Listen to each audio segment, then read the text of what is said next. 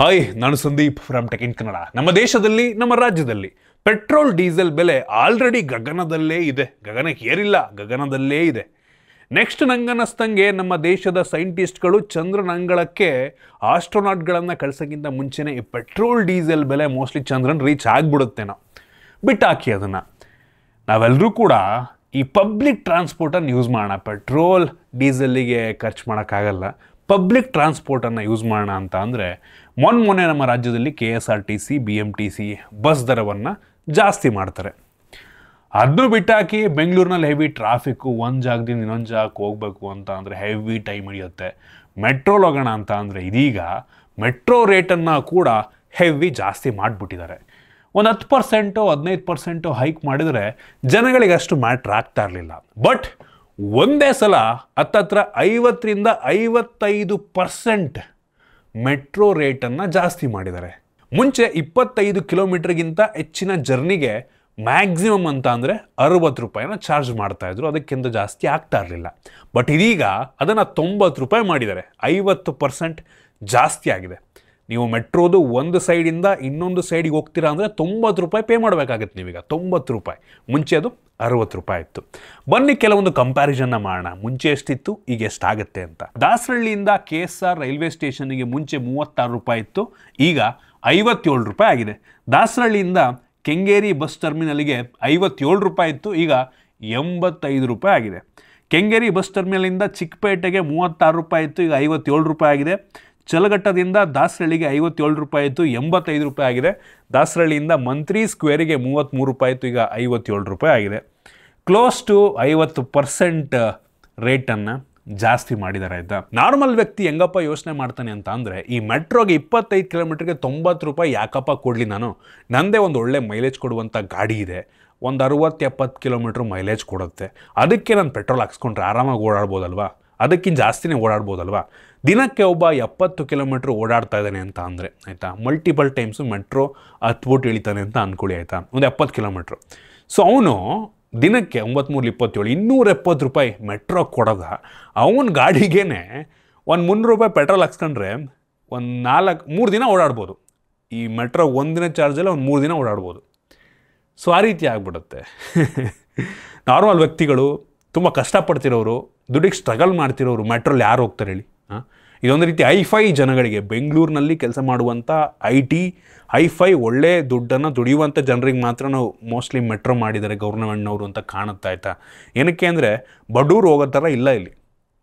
ಒಂದು 70 ಕಿಲೋಮೀಟ್ರ್ ದಿನ ಓಡಾಡೋನು ಯಾರು ಕೊಡ್ತಾರೆ ಹೇಳಿ? ಯಾರು 250 ರೂಪಾಯಿ 300 ರೂಪಾಯಿ ಯಾರು ಕೊಡ್ತಾರೆ ಮೆಟ್ರೋಗೆ?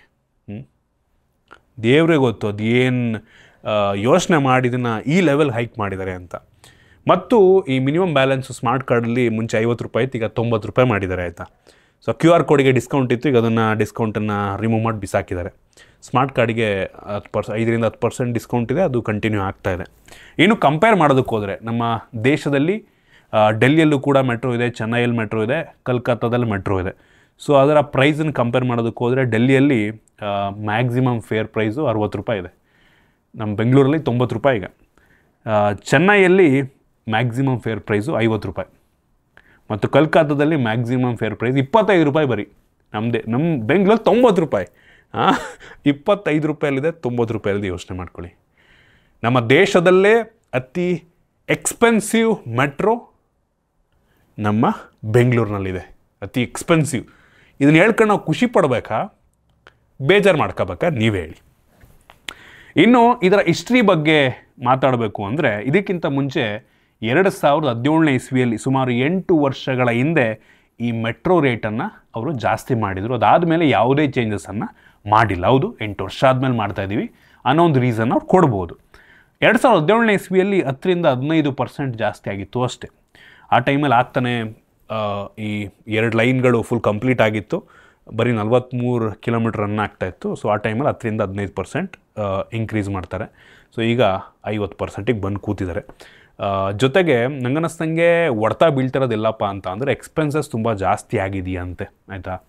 ಅಂದರೆ ಎಲೆಕ್ಟ್ರಿಸಿಟಿ ಬಿಲ್ ಜಾಸ್ತಿ ಆಗಿದೆ, ಮತ್ತು ಈ ಏರ್ಪೋರ್ಟಿಗೆ ಒಂದು ಹೊಸ ಲೈನ್ ಆಗ್ತಾಯಿದೆ.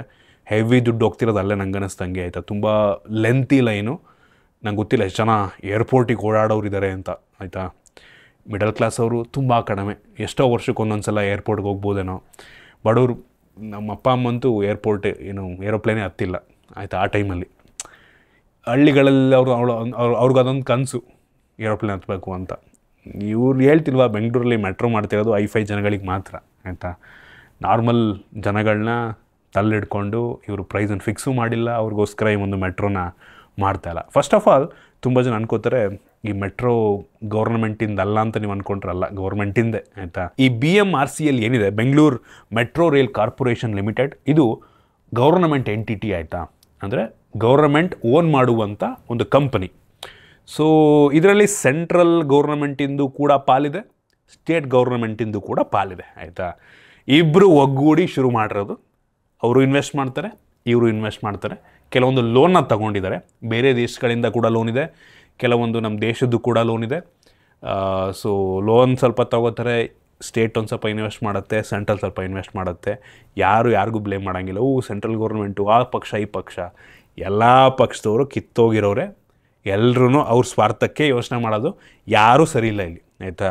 ಇಷ್ಟೇ, ಆ ಪಕ್ಷ ಈ ಪಕ್ಷ ಅಂತಲ್ಲ, ಯಾರೂ ಸರಿ ಇಲ್ಲ, ಆಯಿತಾ. ಸೊ ಈಗ ಎರಡರದು ಗೌರ್ಮೆಂಟಿಂದೆ, ಆಯಿತಾ. ಸೊ ಯಾರನ್ನು ಬ್ಲೇಮ್ ಮಾಡ್ತೀರಾ ನಾವೀಗ? ಅವ್ರನ್ನ ಬ್ಲೇಮ್ ಮಾಡ್ತೀರಾ, ಇವ್ರನ್ನ ಬ್ಲೇಮ್ ಮಾಡ್ತೀರಾ? ರೆಸ್ಪಾನ್ಸಿಬಿಲಿಟಿ ಯಾರು ತಗೋತಾರೆ? ಯಾರು ರೆಸ್ಪಾನ್ಸಿಬಲ್ ಇದಕ್ಕೆ? BMRCL ಅವ್ರು ಹೇಳೋ ಪ್ರಕಾರ ಎಲೆಕ್ಟ್ರಿಸಿಟಿ ಚಾರ್ಜಸ್ ಜಾಸ್ತಿ ಆಗಿದೆಯಂತೆ, ಮೇಂಟೆನೆನ್ಸ್ ಜಾಸ್ತಿ ಆಗಿದೆಯಂತೆ. ಸೊ ಈ ಹೈಕ್ಕಿಂತ ಮುಂಚೆ ದಿನಕ್ಕೆ ಸುಮಾರು 2 ಕೋಟಿ ರೆವೆನ್ಯೂನ ಮಾಡ್ತಾ ಇತ್ತಂತೆ, ಆಯಿತಾ. ಹೈಕ್ ಆದಮೇಲೆ ಅದು ಸ್ವಲ್ಪ ಜಾಸ್ತಿ ಆಗಿರುತ್ತೆ. ಬಟ್ ಸ್ಟಿಲ್ ಲಾಸಸ್ಸನ್ನು ಅನುಭವಿಸ್ತಾ ಇದೆಯಂತೆ ಈ ಒಂದು BMRCL. 2022-23ರಲ್ಲೇನೋ ಎಲ್ಲೂ ಕೂಡ ಪ್ರಾಪರ್ ಇನ್ಫಾರ್ಮೇಷನ್ ಇಲ್ಲ. ಸೊ ಕೆಲವೊಂದು ಆರ್ಟಿಕಲ್ನ ನೋಡ್ದಂಗೆ ಈ ಒಂದು 2 ವರ್ಷ ಮುಂಚೆ 476 ಕೋಟಿ ಲಾಸ್ನ ಮಾಡ್ಕೊಂಡಿದೆಯಂತೆ. ಕಳೆದ ಫೈನಾನ್ಷಿಯಲ್ ಇಯರಲ್ಲಿ 341 ಕೋಟಿ ಲಾಸನ್ನು ಮಾಡ್ಕೊಂಡಿದೆಯಂತೆ. ಸೊ ಲಾಸಲ್ಲಿ ನಡೀತಾರೆ, ಲಾಸ್ ಬರ್ತಾ ಬರ್ತಾ ಕಡಿಮೆ ಆಗ್ತದೆ ಅಂತ ಹೇಳ್ತಾರೆ, ಆಯಿತಾ. ಸೊ ಈ ಲಾಸ್ನೆಲ್ಲ ನೋಡ್ಬಿಟ್ಟು ಕಮಿಟಿಯನ್ನು ಫಾರ್ಮ್ ಮಾಡ್ತಾರೆ ಗೌರ್ಮೆಂಟ್ನವರು. ಸೊ ಈ ಕಮಿಟಿಯವ್ರು ಏನಪ್ಪ ಮಾಡ್ತಾರೆ ಅಂದರೆ, ಅದರಲ್ಲಿ ಒಬ್ಬರು ಜಡ್ಜ್ ಕೂಡ ಇದ್ದಾರೆ, ಆಯಿತಾ. ಸೊ 3 ಜನ ಮೆಂಬರ್ಸ್ ಅಂತೆ, ಫೇರ್ ಫಿಕ್ಸೇಷನ್ ಕಮಿಟಿ ಅಂತ. ಸೊ ಇದೇನಪ್ಪ ಮಾಡುತ್ತೆ ಅಂತ ಅಂದರೆ, ಇದು ಲಾಭಕ್ಕೆ ಬರಬೇಕು ಅಂತ ಅಂದರೆ ಮೆಟ್ರೋ ರಿಟರ್ನ್ ಜಾಸ್ತಿ ಮಾಡಬೇಕು ಅಂತ ಒಂದು ಸಜೆಷನ್ನ ಕೊಡುತ್ತೆ, ಆಯಿತಾ. ಸೊ ಈ ಥರ ಮಾಡಿದ್ರೆ ಒಳ್ಳೆ ಸಜೆಷನ್ ಕೊಡುತ್ತೆ. ಸೊ ಈ ಪಕ್ಷದವ್ರು ಯಾವ ಪಕ್ಷ ಬೇಡ, ಗೌರ್ಮೆಂಟ್ನವರೇ ಪ್ರೈಸನ್ನು ಹೈಕ್ ಮಾಡ್ತಾರೆ. ಅವರ ಒಂದು ಮುಂದಾಳತ್ವ ಇಲ್ಲದೆ ಏನಾಗೋದಕ್ಕೂ ಸಾಧ್ಯ ಇಲ್ಲ, ಒಂದು ಕಡ್ಡಿ ಕೂಡ ಅಲ್ಲಾಡಲ್ಲ, ಆಯಿತಾ. ಸೊ ಈ ಕಮಿಟಿ ನಾಮಕಾವಸ್ಥೆ ಒಂದು ಕಮಿಟಿ ಫಾರ್ಮ್ ಮಾಡ್ತಾರೆ. ನಾವು ರೆಸ್ಪಾನ್ಸಿಬಲ್ ಅಲ್ಲಪ್ಪ, ಕಮಿಟಿಯವ್ರು ಹೇಳಿದರೆ ಕಮಿಟಿ ಗೈಡ್ ಮಾಡುತ್ತೆ, ಅದನ್ನು ಫಾಲೋ ಮಾಡ್ತೀವಿ ಅಂತ ಕಾಗೆ ಹರಿಸ್ತಾರೆ. ಮಾಡಲೇಬೇಕು, ಒಪ್ಕೋತೀನಿ, ತುಂಬ ದಿನ ಆಗಿದೆ ಮಾಡಬೇಕು, ಇನ್ಫ್ಲೇಷನ್ ಜಾಸ್ತಿ ಆದಂಗೆ ಮಾಡಬೇಕು, ಒಪ್ಕೋತೀನಿ. ಬಟ್ ಈ ಥರನ ಒಂದೇ ಸಲ 50% ಯಾವನು ಮಾಡ್ತಾನೆ? ಜನಗಳಿಗೆ ಪಟ್ಟನ್ನು ತಲೆಗೆ ಹೊಡೆದಂಗಿದೆ ಇದು ಒಂದೇ ಸಲ. ಸೊ ನಿಧಾನಕ್ಕೆ ಈಗ ಒಂದು ಸ್ವಲ್ಪ ಮಾಡಿ, ಇನ್ನೊಂದು ಸ್ವಲ್ಪ ವರ್ಷ ಬಿಟ್ಟು ಇನ್ನೊಂದು ಸ್ವಲ್ಪ ಮಾಡಿದ್ರೆ ಯಾರಿಗೂ ಏನೂ ಅನ್ನಿಸ್ತಾ ಇರಲಿಲ್ಲ. ಬಟ್ ಇದೊಂದು ಹೆವಿ ಜಾಸ್ತಿ ಆಗಿಬಿಡ್ತು. ಸೊ ಕಮಿಟಿಯಲ್ಲಿ ಒಬ್ಬರು ಜಸ್ಟಿಸ್ ಕೂಡ ಇದ್ದಾರೆ, ಆಯಿತಾ. ಸೊ ಅವರು ಆನೆಸ್ಟಾಗಿ ಆಬ್ವಿಯಸ್ಲಿ ಲಾಸ್ ಕಡಿಮೆ ಅಂದರೆ ಫೇರ್ ಜಾಸ್ತಿ ಮಾಡಬೇಕು ಅಂತ ಹೇಳಿದ್ದಾರೆ. ಅವ್ರನ್ನ ಬ್ಲೇಮ್ ಮಾಡೋಂಗಿಲ್ಲ. ಸೊ ಈ ಕಡೆ ಪೊಲಿಟಿಷಿಯನ್ಸು ಅವ್ರು ಬ್ಲೇಮ್ ಗೇಮ್ ಮಾಡಿಕೊಂಡು ಅವರು ಇವ್ರ ಮೇಲೆ ಹಾಕ್ಕೊಂಡು ಇವ್ರು ಅವ್ರ ಮೇಲೆ ಹಾಕ್ಕೊಂಡು ಈ ಪ್ರೈಸನ್ನು ಒಂದೇ ಸಲ ಜಾಸ್ತಿ ಮಾಡಿದ್ದಾರೆ. ಈ ಪಕ್ಷ ಇಲ್ಲಾಂದ್ರೆ ಆ ಪಕ್ಷ ಇದ್ದರು ಇದನ್ನೇ ಮಾಡ್ತಾಯಿದ್ರು, ಎಲ್ಲರೂ ಅಂಥವ್ರೆ. ಸೊ ಇದರಿಂದ ಏನಪ್ಪ ಎಫೆಕ್ಟ್ ಆಗುತ್ತೆ ಅಂತ ಅಂದರೆ, ಆಗಲೇ ಹೇಳ್ದಂಗೆ ನಾವು ಮಿಡಲ್ ಕ್ಲಾಸ್ ಜನಗಳಿಗೆ ತಲೆಗೆ ಹೊಡೆದಂಗಿದೆ. ಈ ಕಡೆ ನಮಗೆ ಇನ್ಕಮ್ ಟ್ಯಾಕ್ಸಿಗೆ ರಿಲೀಫ್ ಕೊಟ್ಟರು, 12 ಲಕ್ಷ ತನಕ ಇನ್ಕಮ್ ಟ್ಯಾಕ್ಸ್ ಇಲ್ಲ, ಮಜಾ ಮಾಡಿ ಅಂದರು. ಹೆಂಗೂ ಇನ್ಕಮ್ ಟ್ಯಾಕ್ಸ್ ಕಟ್ತೀರ, ತಗೊಳ್ಳಿ 50% ಮೆಟ್ರೋ ರೇಟ್ ಜಾಸ್ತಿ, ಪೆಟ್ರೋಲ್ ರೇಟ್ ಜಾಸ್ತಿ. ನೋಡಿ, ಪೆಟ್ರೋಲ್ ರೇಟ್ ಜಾಸ್ತಿ ಆಗಿದೆ ಒಂದು ಸ್ವಲ್ಪ ದಿನ ಮತ್ತೆ. ಆಮೇಲೆ ಈಗ public transport BMTC KSRTC bus already hike ಆಗೋಗಿದೆ. ನೆಕ್ಸ್ಟ್ ತರಕಾರಿ ರೇಟ್ ಜಾಸ್ತಿ ಆಗುತ್ತೆ, ಇರೋ ದಿನಸಿ ಎಲ್ಲ ಜಾಸ್ತಿ ಮಾಡ್ತಾರೆ. ಹೆಂಗಾಯ್ತು ಅಂದರೆ, ಒಂದು ಕಡೆಯಿಂದ ಕೊಟ್ಟು ಇನ್ನೊಂದು ಕಡೆ ಕಿತ್ಕೋತಾರೆ. ತುಂಬ ಸಿಂಪಲ್. ಏನು ಮಾಡ್ತೀರಾ? ಈ ಕಡೆ ಅವ್ರು ಇನ್ಕಮ್ ಟ್ಯಾಕ್ಸ್ ಕಡಿಮೆ ಮಾಡಿ ಏನು ಉಪಯೋಗ ಆಯಿತು? ಯೋಚನೆ ಮಾಡಿ ನೀವೇನೆ. ಹಿಂಗೆ ಕೊಟ್ಟು ಹಿಂಗೆ ತಗೋತಾರೆ ಅಷ್ಟೇ, ಏನೂ ಆಗಲ್ಲ. ಹೆಂಗೂ ಉಳಿಸ್ತಾ ಇದ್ದೀರಲ್ವ ಇನ್ಕಮ್ ಟ್ಯಾಕ್ಸ್ನ, ಕೊಡಿ. ಹಿಂಗಾಗ್ತಿದೆ ಕತೆ. ಮತ್ತು BMRCL ಅವರು ಹೇಳೋರ ಪ್ರಕಾರ ಈ ಪ್ರೈಸ್ ಹೈಕ್ ಆದಮೇಲೆ 1-2% ಪ್ಯಾಸೆಂಜರ್ಸು ಡ್ರಾಪ್ ಆಗುತ್ತಂತೆ. ಅಂದರೆ ಕೆಲವು ಜನ ಮೆಟ್ರೋಲ್ ಹೋಗೋದನ್ನು ಕಡಿಮೆ ಮಾಡ್ತಾರೆ, 1-2%. ಅವ್ರ ಪ್ರಕಾರ 1-2% ಎಷ್ಟು ಕಡಿಮೆ ಆಗುತ್ತೆ ಇನ್ನೂ ಗೊತ್ತಿಲ್ಲ, ಆಯಿತಾ. ಅದೇ ಹೇಳಿಲ್ವಾ, ದುಡ್ಡಿರೋರು ಓಡಾಡ್ತಾರೆ, ಕಷ್ಟ ಇರೋರು, ಇಲ್ಲೆಲ್ಲ ಏನು ಗಾರ್ಮೆಂಟ್ಗಳಲ್ಲಿ ಕೆಲಸ ಮಾಡೋರು, ಇಲ್ಲಿ ಹಾರ್ಡ್ವೇರ್ ಶಾಪ್ ಪೀಣ್ಯದಲ್ಲಿ ಹಾರ್ಡ್ವೇರ್ ಕೆಲಸ ಮಾಡೋರು ಏನು ಮಾಡ್ತಾರೆ? ಮೆಟ್ರೋಲ್ ಓಡೋಕ್ಕಾಗತ್ತಾ ಅವರು? BMTC ಓಡೋಣ ಅಂದರೆ ಅದು ಹೈಕು, ಹುಡುಗಿರಿಗೆಲ್ಲ ಹುಡುಗರಿಗೆ, ಆಯಿತಾ? ಏನೋಪ್ಪ ಕತೆ ಗುರು, ಏನು ಮಾಡಬೇಕು ಅಂದ್ಕೊಂಡವ್ರೆ ನಮ್ಮ ದೇಶನ ಅಂತ ದೇವರಾಣೆ ಗೊತ್ತಿಲ್ಲ. ಈ ಥರ ಬೆಲೆ ಎಲ್ಲ ಜಾಸ್ತಿ ಆಗಿಬಿಟ್ರೆ ಇಂಡೈರೆಕ್ಟ್ಲಿ ತುಂಬ ಎಫೆಕ್ಟ್ ಆಗುತ್ತೆ.